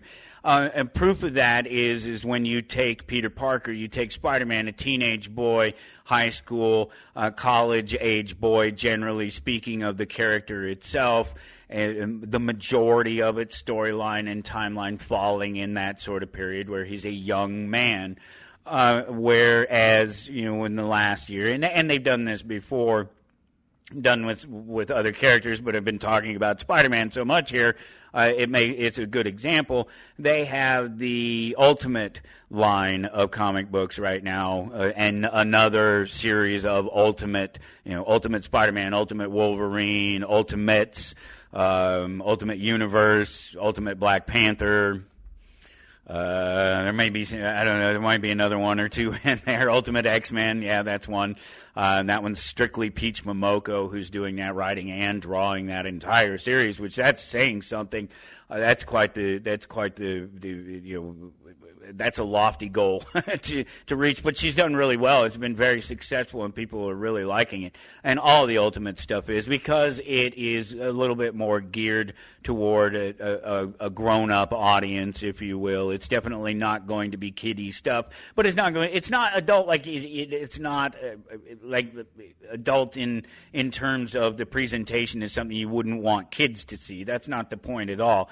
It's talking about subjects, it's dealing with topics that are topics, things that adults have to deal with. In the case of the Spider-Man, he's grown up, he's an adult. He himself is a 40-something, and he's married to Mary Jane, and they have kids, and they have all the problems that surround them in trying to maintain a life and have a life and raise children and have a family, and him still be a superhero and do those, and so it appeals to a different audience. It appeals particularly to an aged audience, an audience that grew up with Spider-Man and grew out of Spider-Man because Spider-Man wasn't Spider-Man, he was Spider-Boy. And now he's Spider-Man, as you have adults like myself who've grown up, whereas I'm a perfect example of that. I don't have any use for the Spider-Man stories because they're basically teenager stories, love loss problems, things like that. Oh, my best friend turned out to be somebody I don't like. These are things that yes, we deal with all throughout our lives, but they're things that we deal with early on and find our position on them in terms of how we're going to deal with them as people a long time ago. Those are kid-type problems. In fact, when you become an adult and you run into those types of problems, people tend to say, wow, that's childish. You're acting like a child. That's a child's problem. Why are we having to deal with a child's problem when I'm talking to an adult? And so it appeals perfectly to someone like myself who, as I got older, as I got past college age, I didn't want to read Spider-Man anymore, and I stopped reading Spider-Man after that age. I continued to read X-Men, I continued to read some Wolverine, some things that were a little bit more about adult characters, and they had a little bit more adult conversations. And again, not dirty conversations, conversations that adults have, things that children aren't thinking about, they're not worried about. Children aren't worried about raising children, you hope. But you know what they say, children raising children. Let's see, 2025, but they did it with Wolverine too. Wolverine is one of the perfect examples because Wolverine is one of the first characters.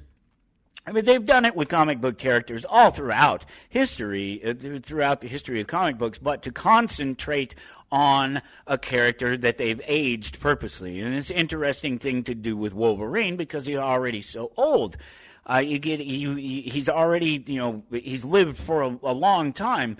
And now what they've done, they did this, I don't know, a decade ago, or maybe a little more than a decade ago now at this point, maybe almost 2 decades ago at this point now in the first iteration. But at any rate, they came up with a character called Old Man Wolverine, and it's just older Wolverine. And they didn't just do a story about Wolverine being older. They started a series of Wolverine as an older character living out an older person's lifestyle. And so he deals with some of the more adult things. He's older. He doesn't move as fast. He doesn't heal as fast. These sorts of things.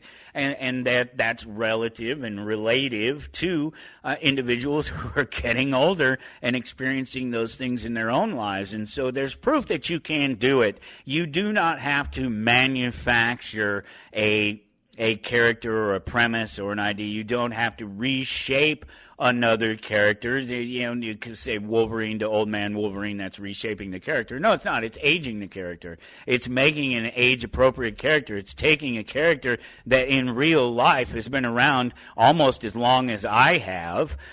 He was introduced in 1974. I was introduced in 1973. I found an erector set, a pocket erector set the other day from 1973, still sealed with the original tape. I'm 52 years old. I don't have my original tape anymore. No, Wolverine is 51 years old at this point. And so are the people who read Wolverine, 61, 71, some of them are old. And old, you're old, she's old. And they have different they have a different understanding of the world. They have different problems, different thoughts. They've grown up, and the character aged with them because the creators saw it. The creators went, oh, look, you know what we need? I'm older. I want a Wolverine that talks about older issues, deals with older person's issues. And it makes sense, and it works. And if you create a space for the characters that represent you or the things that you're into, then it's going to naturally fit into its space rather than try to be shoehorned into a space where nobody wants it. And that's what's happened. Let's see. 2025 wake-up call. Disney's low appeal among Gen Z men 13 to 28 pushes a pivot to original stories, but trust is shaky. Well, of course not, because they lost it for us, and those are our children. Those 13 to 28-year-olds are my children, and if I wasn't going into a comic book store, if I was going to the movies and thinking, God, that sucked, that movie, that MCU movie sucked, that Star Wars movie sucked, if I was going and my children are seeing that, of course they're not going to like it either. Why would they? Who is it that thought any of this wouldn't happen? Who is the short-sighted idiot that allowed these things to happen to these properties and to these companies? Lesson learned, let's see. Ignoring the passionate male-leaning fans of Star Wars and Marvel has left both franchises struggling. The force is male. The fans Disney forgot. The article goes on. You get the point. It's all there. And look, these are great. I love these characters. They show these characters, these female characters there that they made into action figures, and it was a specific set of action figures that were female characters, and that's great. If you make those female characters for me, for the rest of my collection, for the rest of my toys, if you make them and try to push them off on to a female audience that already isn't interested in them, the 30% of the audience that is already buying them and is getting them in any of the other collections that they can get them, but you put a collection out there, you put rainbows on it, you make it pretty, you make it girly, it's not going to appeal to boys. It's not going to appeal to older men who are buying their boys toys that don't mind that they play with the girl doll, but it better not be in a rainbow box. It better not be in a pink box. It better be the girl doll that goes with the other dude dolls, and there's, it's just the girl. It's not, oh, I want to be a girl, I want to play with girl dolls because I like girl things, because that's something that most of us men don't want our boys doing. If it happens, some of us can deal with it, some of us can't. But they make these toys appeal. They try to push them to an audience that doesn't want them, and then they try to do the opposite of what they've been smart at doing for all these years in producing the toys and things like that, particularly when you're talking about Lucas and you're talking about Star Wars and the success that they've had in the secondary market with the toys and things. When they originally produced toys, there was an equal amount of things in the box. You got one of this, one of that, or two of this, two of that, two of that, two of that. And that's basically the way it worked. Then after a little while, they realized, oh, well, there's certain characters. There's only a core group of characters that people really want to buy, and these other ones end up sitting on the shelves. So let's not produce as many of them. Let's put two of this one in there and two of this one in there and only one of this one in there because they're only going to buy one of that one. There's only 50% of the people are interested in that or whatever. The numbers may not be that exact. And again, talking about numbers, I was talking about in the last hour, it doesn't matter. It's about the outcome. It's about how you massage the numbers and present the numbers, not about what the numbers actually are. And so you have a vision that this is the way things work with your audience, and so you cater to that audience. But then you want to manipulate the audience. Well, you want the audience to buy more, because if you get the audience to buy more, you get the distributors to buy more, and they're not complaining about figures that are left on the shelf, and then they don't want to buy the next time something comes around. So they altered that. But then at some point that has shifted. And so what they've done now is what you'll get real recently, what you get now is you get them trying to produce all of those characters, even if nobody wants those characters, and produce them in the low number. And the way you get people to buy them all, whether those low numbers sell or not, is you split them up. So let's say you take the Teenage Mutant Ninja Turtles. You have Teenage Mutant Ninja Turtles. You have 4 core characters. Obviously, there are more than that. There's Casey, there's April, there's Shredder, there's Splinter, and there's all these other characters. There's Baxter Stockman. There's all these other characters around in the Turtles, but there's the 4 main characters. So if you release Raphael, Michelangelo, Donatello, and Leonardo all in one case to the distributors or to the general public, either way, they're going to buy the one case. That's it. They got all 4 of their characters. They don't give a damn about all the other characters that you created. They don't care about the bad guys. They don't care about only a percentage of those people care about those. So what they do now, instead of releasing all 4 turtles in one box, you release 2 turtles in one box. They've been doing this for quite a while. Lego does it. They know they do this on purpose, and I would challenge anybody to prove me wrong that they don't do this on purpose. I know for a fact that they do this on purpose. You split them up. You have 2 releases. You have Series 1 and you have Series 2, and Series 3 and Series 4 and Series 5, whatever, on and on and on. But you have Series 1 and you have Series 2. In Series 1, you release 2 turtles and you release 2 bad guys. And so that way they have to buy 2 turtles and 2 bad guys to get the 2 turtles. You can't get 4 turtles at the same time. You have to buy the other set. The distributors have to buy the other set. The collectors are going to buy what they're going to buy, but this is what I'm talking about. They're pushing them on to the distributors and the retailers, because the retailers have those extra figures sitting on the shelf. Well, if they want to buy Leonardo, they already had to have bought Raphael and Donatello. I'm using a very specific example because one of the most recent releases of characters has been the Greystone, the Masters of the Universe Turtles mashups. So it's a Turtles with the He-Man crossover, and there's some fantastic characters, and they really did a neat thing crossing them over like that. And the Turtles have done really well with that. They've crossed over with wrestlers and other things over the years. Sports players, there's football Turtles, and there's all sorts of different characters and things that they've done successfully over the years. And the most recent release has been the Masters of the Universe matchup, and they did just that. They did specifically that. Donatello and Raphael, and I think Mechanic and one of the serpents, one of the snake characters, a Rattler maybe.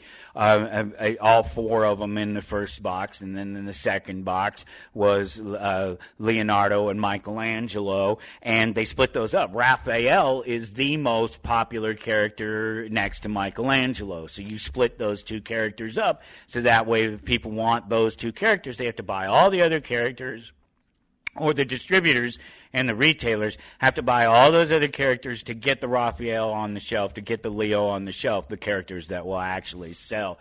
And so it's a manipulation. They're just always trying to manipulate to get you to buy characters that you don't want.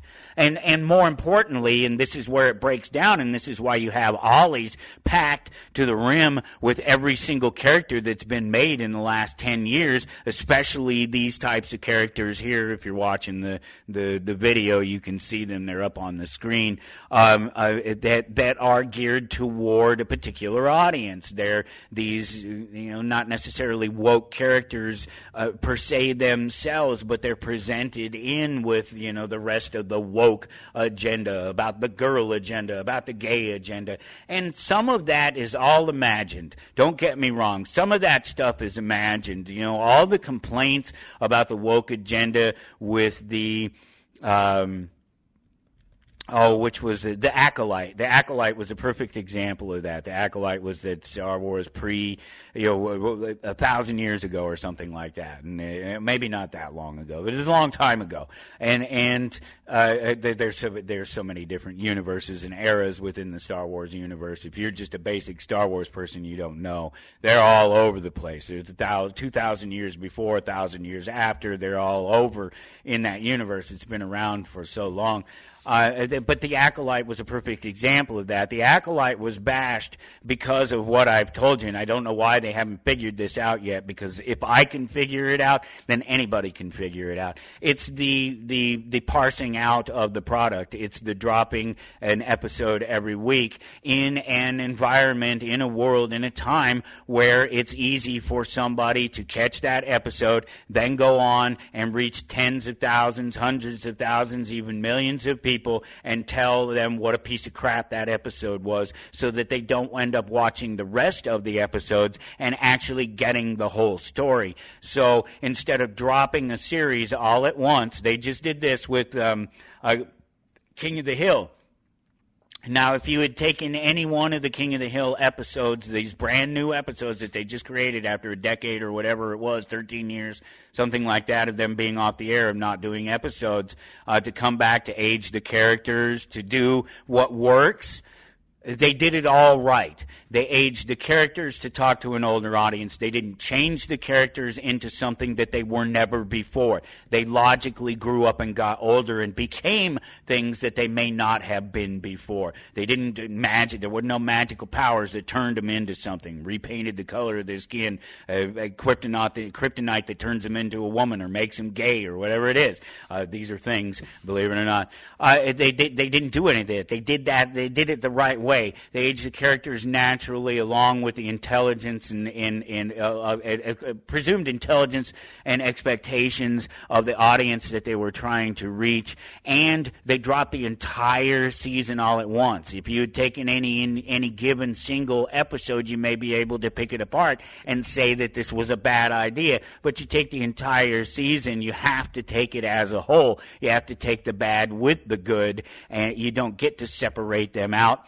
And you get to see the completed work, the completed vision. That didn't happen with The Acolyte. It was released week after week after week, and week after week after week. It was continually bashed before you got to see the rest of the story. It turned out it was a really good story, and that the woke agenda that supposedly existed in it either existed initially and they immediately got the point that it wasn't going to work, that it wasn't necessary, that they didn't need it for whatever reason, but they shifted out of it, if it existed at all. I never saw it. But then again, I don't go looking for it. I'm not that person. I don't go looking for what's wrong with it. I go looking for what's right. I go looking for the entertainment and to be impressed by the spectacle of it all, not to pick it apart for what it didn't do for me, what I expected that they should have done for me. It's not mine. They didn't make it for me. They made it for themselves. They made it for fans. They made it for any other reason but me. They don't even know who the hell I am. They can't cater to me. So therefore, if I put my expectations on it, I'm going to be disappointed. I have to go into all of these things expecting them to be what they are, not what I want them to be. And if you do this thing where you drop these series week after week after week and allow people to just beat the crap out of individual episodes and failures or incomplete stories, things that don't connect or don't mesh because they haven't yet, and you haven't even given them a chance, you're going to get exactly what happened with The Acolyte. You're going to continue to get what's going to happen with these. They did it again to the Rebirth, the Marvel Daredevil thing. Great series taken all together, but people picking it apart episode by episode. It's not what they wanted, and that's always what it is too. It's always what they wanted, what they expected, what they should have done with the character to meet my standards. Sorry, folks, that's not the way it works. They didn't create these characters for you. I don't know how your ego got that big that you think that everything in the world is created for you and should have put it. I don't know if it was was your parents. I don't know if you're one of these millennials that has idiot parents that didn't raise you properly, or if you're a Gen Xer that wasn't raised properly, or if you're a boomer that wasn't raised properly. You don't have respect for things. You don't have perspective on things in your place in them, especially when they're not yours. I don't know what to do for you. I can't really help you on that. I don't have a lot of help for you in any way, shape, or form, because you may not be helpable. You're going to be one of these people that it's always about you. Everything is about you. And I get that perspective to a certain point. But at some point, it's actually not about you anymore. And that's most things. That's what started the conversation, right? At the beginning of the hour last year. It's not about you. There's so much of it that's not about you, and it doesn't affect you. And you taking on the burden of it, the knowledge of it, the burden of the knowledge of it, and your inability to do anything about it is far more detrimental to your mental and physical health, and is of no help to anyone else. So why do it? Why do it? Find that space, find that place where you can enjoy yourself and enjoy the things around you, instead of expecting them to be what they can't be, what you want them to be. How many different songs in popular, in pop music have been created about you can't change me, I can't change you. We have to accept each other the way we are, or we have to move on. We have to get on with our lives, and you'd be cranking that stuff up in the car and then going on in your real life and taking on all these burdens of things that are not yours to carry, and carrying with you, and then unloading them on innocent store clerks who just want to serve you and provide you with the product, and really don't care about your delusions about what you think the world should be like and how the world should treat you. How about this? How about this? When it's just you and me in the conversation, how about you stop pretending like there is any of this other stuff? Like any of this other stuff matters at all in any way, when it's just you and me, when all that matters is what's going on right now between you and me, this right here, right now. And it's probably the only thing that will matter right then at that time, and it probably won't make a difference in the future unless you do the wrong thing right now. And that's where that knowledge that I was talking about, that knowing, comes in. Being prepared, being able to separate yourself from the system, from any of these. Okay, well, that's about enough of that, and not because there isn't more, and that we couldn't poke some more fun and holes in the ideas of Star Wars and Disney and everything that they've done with Marvel. And see, there's some of those Ollie's figures that I was talking about. That stuff is just the Rey figures and a lot of the female figures and those secondary figures that I was talking about. They piled up on shelves, and Kenner, some of these toy companies, there's even been talk about suing them over it, and that they're producing product that nobody wants, and they know it, and that it's just piling up all over the place. So now what's happening is Disney is looking for 12-year-old boys. And on that note, we have to go. We have to get out of here. Do me a favor, before there's no chance left for you to do it, take a moment right now. Click that like button if you like the episode. Thank you so much. We will see you again next week. Until then, take care.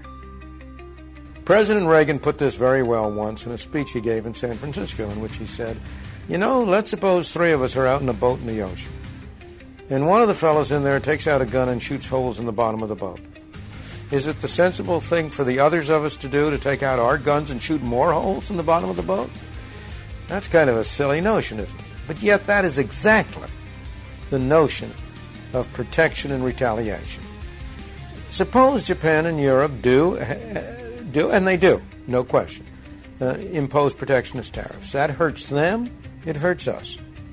If we turn around and impose protectionist tariffs on them in retaliation, all we do is to hurt ourselves some more and to hurt them some more.